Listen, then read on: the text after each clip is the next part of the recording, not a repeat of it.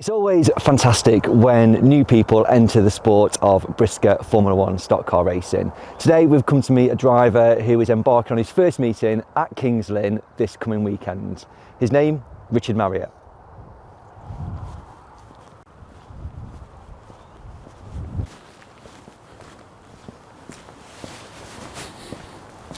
How are you doing, Richard? You all right? Hello, Jonathan. Nice to meet you. How you doing? I saw you at the NEC. You did? And you said, I'm racing stock cars this year. Yeah, I'm still contemplating whether that's a good idea, but yes, I did, yeah. And so I thought, do you know what, we'll come see you, because I think it's fantastic when brand new people come into the sport of Formula One stock car racing, and absolutely, we should showcase that. No, I appreciate you coming, yeah. We're at the coldest part of the country today. We're in... Spike winter in Ashover, Derbyshire, so it's all in the name. Yeah. Yeah, a bit cold. It's actually, we just had a bit of snow this morning, I know. I hope it doesn't snow for Kings Lynn, but anyway, that's should be okay, you know. I left home in just a jumper, and I've come here. I need thermals. No, we're built a bit tough up here. So. I know, but you've got a t-shirt on. I feel. Yeah, it's quite warm in here, so it's not too bad. Yeah. Right. So let's do a bit of a kind of backstory. So Richard Marriott. Yep. Never raced Formula One stock cars ever. No, not done any really sort of motorsport. As you're aware, I've worked away, been overseas most of my life, which has hampered hobbies. So a bit late to be starting really, but you know, better late than never. And I've been a fan of F1 for many years. Yeah. You know, so, and I just thought it was time. So I'm working away less now, so I'm at home more. Car come up, and I thought, yeah, let's have a go. So.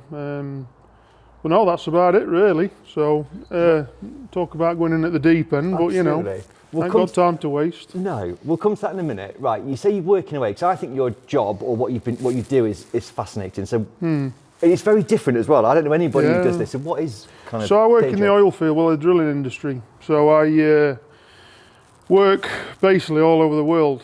So, from Bolivia to Taiwan to Africa. All over Europe, America, Central America. I lived in Central America for a long time. So my job takes me all over the place. Yeah. So, and we're drilling for geothermal, oil and gas, water wells. So that's my role. It's a family company, Marriott Drilling. So we're based in Chesterfield. And that's what I've done all my life since I left school. So I've been away for the guts of 20 years, you know. And there's probably anyone that's following me on socials can see that I'm probably flying once every couple of weeks. I think I did like 65 flights last year or something, so a lot. So, but it's backed off now, which is, like I said, it was giving me opportunity to hopefully do some hobbies, you know, this is what I've enjoyed. I've followed stock car for a long time. But yeah, just working away, that's what's hampered it. But it's an interesting job. It takes you around the world, you know, so. And if there aren't people, if there's not people like me drilling and getting oil and gas, there'd be no fuel for them things. So you know what I mean. So it's all hand in hand. Absolutely. Like I say, I know nobody who does that. So I find it absolutely fascinating. And, yeah, no, it's an interesting job. It is a lot of time away from family and stuff, which is challenging. But yeah, it's a good job. It's been good to me, and yeah, it still is. It still is, and you know, if I didn't do that job, it wouldn't allow me to do what I'm doing with this. So it's you know, you've got to do some sacrifices, you know. Because as everyone knows, it's not the cheapest hobby to get involved with, but you know, it's you know, if it's something you enjoy, I really truly think you should have a go at it. Yeah. You know, so. Okay, before we talk about stock cars, best country or most fascinating country, most interesting country you've been to?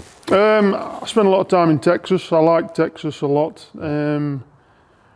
Interesting, I don't know if that's the right word. Challenging places. Probably South America's challenging. It's interesting though. But no, I do like Texas. I've spent a lot of time over there in the States and got family there, so that's probably where I'd hang my hat when I'm a bit older, I think, to be honest. Yeah. Do some stock car racing first and then you can... That's it, yeah. So I'm going to do that and then retire and then move over there. That's the plan, yeah. So you said you've been a fan of stock cars for ages. So what does that look like? You've been and watched, kind of, you know people that race? Well, about 10 or 12 years ago, when I had a bit of a break, I went to actually look at a John Lund car and was on the cusp of buying it. Yeah. But again, I was on buying it, then I went away again, and it just faded off. And then I lost interest in the sport, and then gained it back again. And then about 18 months ago, I really started going. So all the drivers and stuff have probably seen me wandering around the pits, goggle-eyeing all the cars and stuff, because I'm just trying to get ideas and meet people. And I really got into it about 18 months ago and started following it. There's a local chap who used to race in the 80s, Andy, who comes and helps me, who goes to the meetings. And like I said, I spoke to Jake Walker, Carl Mosley, Mark Gilbank, and then I went on to a track day with Frankie Wayman at Skegness just to get in one of the cars, and that was good. Frank was great, and I recommend anybody doing that because it really is a good experience.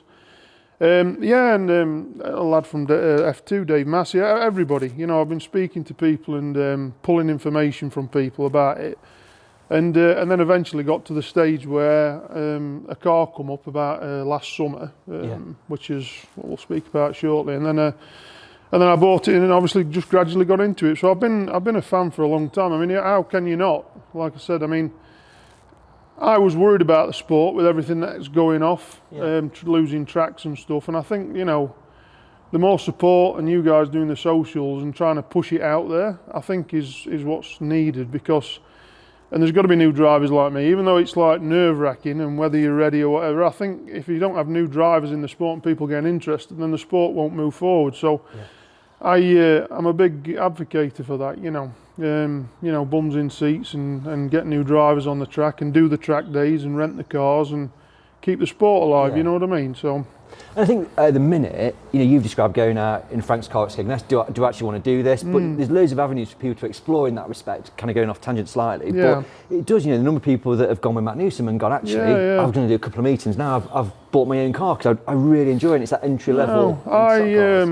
Like I said, I'm a bit of an all-in type of person, and I actually bought the car before I did the track day the day before, so I did it the wrong way around because I got excited and itchy trigger finger on eBay. But so I did the track day. But yeah, I agree. You know, go and do the track day and get experience. Speak to some of the guys like, you know, Craig Finnegan and Frank and all these guys, and Matt Newsom and Mark Gilbank and all these experienced guys. Because they're all, as I see it and as I speak to them, they all want people to come into the sport, so they're willing to help, you know. And you know, you got to have cars on track, haven't you? You know, so no, but everyone's been good. Really enjoyed it. A good atmosphere and a good community. So far, Good. Look at the car in a second, but we're still in your workshop. Both me and Sophie, as we walked in, went, "Oh, this is a proper stock car workshop." Well, it's all right. Yeah, it gets us by. So the car was built in here, you know, so built many things in here. We do a lot with vintage tractors, old Caterpillar equipment, and I built a Comp Safari car, which is not here at the minute. I had to pull it out because we've got the bus in. Obviously the F2, which is Tim Walker. So myself and Tim, who's my cousin, we started the Marriott Motorsport as a race team basically, and he's doing F2. He did some meetings last year, did a Bradford. And eventually he wants to move up into F1, but we've got two cars. He's just prepping that, but he's away until end of April, and then he'll be out as well. So. And you guys building that brand new? No, he bought that second hand. Just stripped it right back. Stripped it back, nerfs off and everything. So. But again, like I said, it's such a learning curve. You know, building these cars. So. And you get a lot of things wrong. You need a lot of advice. There's a lot of things that. You take for granted. They look, on the outside, they look a bit agricultural, but they're far from it, you know what I mean? There's a lot goes into them, and you don't really appreciate it until you've put the hours in. I mean, the hours that's in that thing, I mean, I think it's turned out okay for a first time round, but the hours that goes in, that's why you have to appreciate these main drivers that are out every weekend. It's just the hours that they put in to get on track is, when you've done it yourself now and you've built one from scratch, you understand. And it's a challenge. You've got to love the sport to continue at that pace, you know. So it's great. So you know, like I said, great workshop, clearly set up. You clearly are kind of, and like you said, you've gone all in. You know, we're racing stock cars. We've got a stock car team. We've got a transporter out there. I'm an all-in type of chap. So. Go big or go home, as they say. So I'm looking forward to it. A bit. I'm apprehensive. I'm nervous, and you know, and that's normal. So, but you know, if you see me wandering around the pits at Kings Lynn, looking at the sky, just give me a nudge, will you, and point me in the right direction, because I'll be a bit lost. But and then I'll be at the back just tootling round. I'm doing testing Friday. Yeah. First time in the car, and then if everything's good with the car, and I'm happy, then obviously I will be doing Kings Lynn. But yeah, so I'm looking forward to it. Man. Good. Let's go and look at the car. Yeah, thanks. So the car, I bought it from Carl Mosley. Yep. I believe it's an ex-Bobby Griffin car that was built by Daz Kitson. Yeah. So I got it last summer, and basically it was down to the chassis leg. So the nerf's off, the cab was off, all the panel work's new, the front bumpers are new, back bumpers new, cab lift on it. I've done a new seat tray, new harness bars, new steering column, new engine mount. It's pretty much brand. In hindsight, yes. If I would have known, but you don't know what you don't know. I would have liked to have built a new car, yeah. But like I said, you can't start from scratch when you've never done it. You don't know things, yes. And what you just don't know. And if it wasn't for shout out to Mark Gilbank, to be honest with you, because Mark, and it's, you know, I bought most of my parts off Mark, but he's a wealth of knowledge, and he's always on the end of the phone. So yeah. If I text him, even when he's in New Zealand, bang, he's back to me all the time. He's actually coming up today to finish the car setup for me. Yeah. But if it wasn't for Mark and Liam and the GME boys down there, it's I would have been a long way off, you know. And he's local. Yeah. But obviously there's a lot of guys that are suppliers, and they're all got that knowledge base. But Mark's been the one that's helped me along the way. And Jake Walker, Jake's been a good advice, a good person to lean on for advice. He needs to come back as well. Yeah, he's trying to get his engine sorted, Good. so we keep pushing him on. So I think Mark's sorting that for him. But looking at the car, you know, I recognise the shape. I recognise, you know, Yeah. when you describe this is what car it was. But then you kind of stand here looking at the detail, and like we referenced just a minute ago, it almost looks brand new. Nothing's bent, everything's straight, everything. No, it you know, is. You can It see is. the amount of work you've put into it, and I suppose, like you've now got a base to work from, haven't you? yeah, that's right, Jonathan. So the engine's from the States, so that's brand new. Yeah. The gearbox is brand new. The back axle was the same, but it's had a spool in it with drilled shafts. New front axle, new link bars, new exhaust. It's had new calipers. It's had every new wheels. So yeah, it's new. And like I said, it's not the factors like I wanted to go that way. It's just that I'm sort of type of person that I just can't sort of half do something. So even if it took me a bit longer than I wanted to be at the end of last year, but I wasn't. But I know that it's right. You know what I mean? So if it's not right, I wouldn't want to get in it. So I feel now that it's in a position where it's as good as I could have got it for a first time, and I don't think it's turned out bad. How it goes round track is yet to see, but we'll see. So in terms, you said you've obviously not driven it, but you've driven it a little bit. Yeah, around I've had a tootle round, and what have you. But you can't simulate it, you know. So that's why I'm testing on Friday. Yeah. Carl Mosley, Craig Little's coming down with me on Friday, and one more guy. We've rented the track at Kings Lynn, so we'll put it through its paces and see how it is. And basically, I've got that many levers and brake bias and everything in that cab. I don't think I'll touch anything to start with. Everybody, like they say, it's just seat time. So, you know, don't be getting too adventurous. Just get in the seat and get some laps in, and that's what I intend to do. You know. I remember a long time ago I saw a video, and I think it was in Will Hunter's cab. It was facing him. And Yeah. he's racing around Coventry, I think, and he's faffing around with this lever. I'm turning. I'm going. How's he got time to do I'll that? get in a right mess. I'll get in such a mess in there. There's no levers and buttons, but Mark says you need that, you need one of them, you need this. And I sat in there, I thought, if I pull one of these all the way through the race, I'll be lucky, you know. So, but yeah, so I've got them, and as experience grows and you get more comfortable, I'll probably start using them. But no, it's set up. It's set up to be able to do it, which is the main thing. So I don't have to start over again and adding bias valves and adding this and adding that. It should have everything that it needs, you know, to perform. So hopefully be reliable. I'm just wanting it to be reliable so I can get laps in, and I think it is, you know. So aiming for Kings Lynn this Saturday. Yeah. And then is there a kind of a plan for the season? Is it kind of like earmarking, I want to do this many meetings, or is it, I guess, work dictates slightly? Yeah. So obviously, you know, it's an aggressive schedule that the F1s keep, and that's why I was saying earlier, you know, it's hard to keep up with it. But I intend to be in the sport. You know, I intend to do a lot of shale meetings. I'm hoping to do the next 3 events, which is Kings Lynn, Northampton and Bradford. But obviously it's how the car performs and stuff, but I am hoping to do it, and I'm hoping, but there will be gaps because obviously I need to work away. But, you know, I'd like to do, obviously as the summer comes and stuff, I'd just like to do the shale meetings and get as many in as I can. And see how I perform, you know. And I haven't really got much of a game plan. Just get as much racing in as I can. You know, working around my job, you know, and that's basically what it is. And then see how we perform.